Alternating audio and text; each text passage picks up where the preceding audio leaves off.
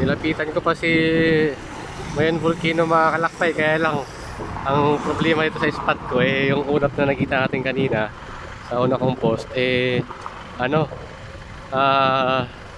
humarang dun sa pinaka-tuktok niya, pakapal yung ulap. Tapos dito tanaw na natin nang malapitan yung bakas ng agos ng lava. So ayaw talaga niyang pakita ng perfect spot sa akin.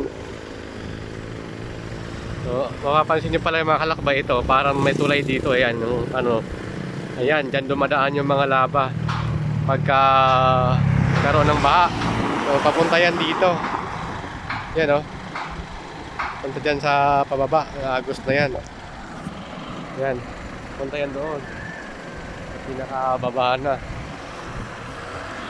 Kaya ngayon tahimik siya, pero tingin ko kakasabog nga lang nito dahil nga kalbo yung yung pinaka tuktok niya So ngayon ayaw talaga niya magpakita sa akin ng maayos.